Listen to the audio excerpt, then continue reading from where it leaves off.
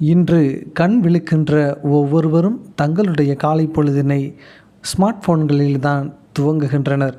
அப்படிப்பட்ட தொழில்நுட்ப யுகத்தில் மிகப்பெரிய ஜாம்பவானாக இருக்கக்கூடிய ஃபேஸ்புக் பிறந்த கதையைத்தான் இந்த வீடியோவில் நாம் பார்க்க இருக்கிறோம். தொழில்நுட்ப உலகின் ஜாம்பவான்கள் என வெகு சில நிறுவனங்களை மட்டுமே நம்மால் கூற இயலும். அந்த வரிசையில் முதல் 5 இடங்களுக்குள் கூகுள், அமேசான் போன்ற நிறுவனங்களுடன் ஃபேஸ்புக்கிற்கும் மறுக்க முடியாத இடம் உண்டு. இன்று 2 பில்லியன்களுக்கும் மேற்பட்ட மாதாந்திர பயனாளர்களை கொண்டிருக்கின்ற ஃபேஸ்புக் எப்படி துவங்கப்பட்டது, எதிர்காலத்தில் வருமானம் கொளிக்கப் போகிற நிறுவனமாக இது உருவெடுக்கும் என மார்க் ஜூக்கர்பெர்க் எதிர்பார்த்திருந்தாரா என்பது போன்ற சுவாரஸ்யமான கேள்விகளுக்கான பதிலைத்தான் நாம் இங்கு காணவிருக்கிறோம். ஃபேஸ்மேஷ் 2004ஆம் ஆண்டு ஃபேஸ்புக் துவங்கப்பட்டது என்றாலும் அதற்கான ஐடியா ஃபேஸ்மேஷில் இருந்துதான் பிறந்திருக்கிறது. 2003ஆம் ஆண்டு ஃபேஸ்மேஷ் எனும் புரோகிராமை மார்க் ஹார்வர்டு பல்கலைக்கழக நண்பர்கள் வட்டாரத்தில் வெளியிட்டார். ஃபேஸ்மேஷ் என்பது இருவரில் யார் ஹாட்டர், அதாவது கவர்ச்சியானவர் என்பதனை நண்பர்கள் ஓட்டு போட்டு தேர்ந்தெடுக்கும் வசதி கொண்ட ஒரு புரோகிராம்.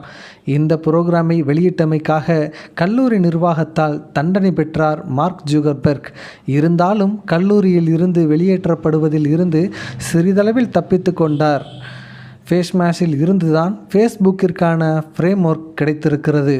ஆனால் அப்போது ஃபேஸ்புக் என்ற ஒன்று ஹார்வர்டு பல்கலைக்கழகத்தில் இருந்தது. அதில் மாணவர்களது புகைப்படம் மற்றும் அவர்கள் பற்றிய சிறு தகவல்கள் இடம்பெற்று இருக்கும். ஆனால் அனைத்து ஹார்வர்டு மாணவர்களையும் இணைக்கின்ற ஃபேஸ்புக் என்ற ஒன்று இல்லை. அப்படி ஒன்றினை ஏன் நாம் உருவாக்கக்கூடாது என்ற சிந்தனையில் உதித்ததுதான் ஃபேஸ்புக். ஃபேஸ்புக் உண்மையாலுமே மார்க் ஜூக்கர்பெர்க் அவர்களுடைய ஐடியா தானா என்பதில் பல சிக்கல்களும் கேள்விகளும் எழுந்தது. 2008ஆம் ஆண்டு அது ஒரு தீர்வினை எட்டியது என்பது பெரும்பாலானவர்களுக்கு தெரிந்ததே. 2004ஆம் ஆண்டு thefacebook.com ஆனது ஹார்வர்டு பல்கலைக்கழக மாணவர்களுக்கு மட்டும் வெளியிடப்பட்டது. அடுத்த சில நாட்களுக்கு பிறகு த ஃபேஸ்புக் அனைவருக்குமாக வெளியிடப்பட்டது. ஃபேஸ்புக் உண்மையாலுமே யாருடையது என்பதில் குழப்பங்கள் நிலவின. அதற்கு காரணம் ஃபேஸ்புக் ஐடியா எங்களிடமிருந்து திருடப்பட்டது என கேமரன், டைலர் மற்றும் திவ்யா நரேந்திரா ஆகிய மூவரும் குற்றம் சாட்டினர். ஹார்வர்டு கனெக்ஷன் என்ற ஒரு புரோகிராமை உருவாக்க மார்க்கின் உதவியை நாங்கள் நாடினோம். அப்படித்தான் தங்களது ஐடியாவை அவர் திருடிக்கொண்டார் என அவர்கள் குற்றம் சாட்டினர். பின்னாளில் இது வழக்காகவும் மாறிப்போக அதற்கு சமாதானமாக 2008ஆம் ஆண்டு மூவருக்கும் 1.2 மில்லியன்கள் பங்குகள் வழங்கப்பட்டன.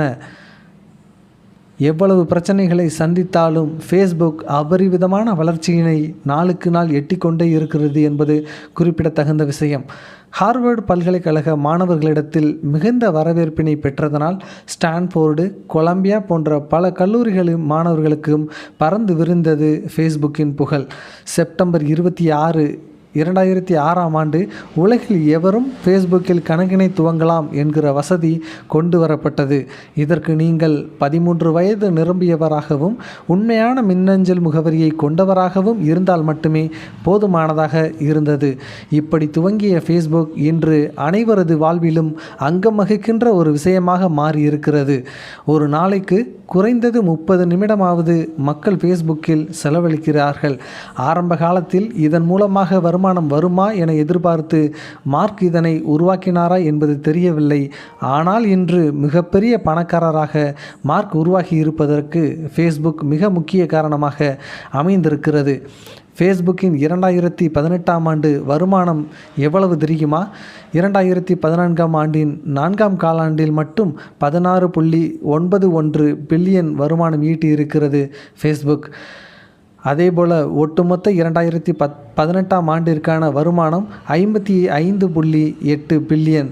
ஃபேஸ்புக் நிறுவனம் கடந்த ஆண்டு வருமானம் எந்த ஒரு பிரச்சனையினாலும் குறைந்ததாக தெரியவில்லை. ஏனென்றால் சில வருடங்களுக்கு முன்பாகத்தான் ஃபேஸ்புக்கில் இருந்து தகவல்கள் கசிகின்றன. அதேபோன்று அமெரிக்க தேர்தலில் ஃபேஸ்புக்கின் தலையீடு இருந்தது என்பது போன்ற தொடர்ச்சியான சவால்களை ஃபேஸ்புக் சந்தித்து கொண்டே இருந்தது. இருந்தாலும் ஃபேஸ்புக்கின் லாபம் எந்த விதத்திலும் குறைந்தபாடில்லை. நாளுக்கு நாள் ஃபேஸ்புக்கை தொடர்ந்து பயன்படுத்தக்கூடியவர்களின் எண்ணிக்கை என்பது உயர்ந்து கொண்டே இருக்கிறது என்பது உண்மை. இதுபோன்று தொடர்ச்சியான தொழில்நுட்பம் சார்ந்த வீடியோக்களை பார்ப்பதற்கு மறக்காமல் அனைவரும் டெக் தமிழன் சேனலை சப்ஸ்கிரைப் செய்திடுங்கள். உங்களுக்கு ஏதேனும் கருத்துக்கள் இருந்தால் அதை மறவாமல் டெக் தமிழனின் கமெண்ட் செக்ஷனில் பதிவிடுங்கள்.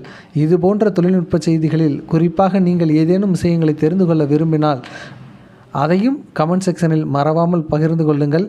நன்றி, வணக்கம். டெக் தமிழன்.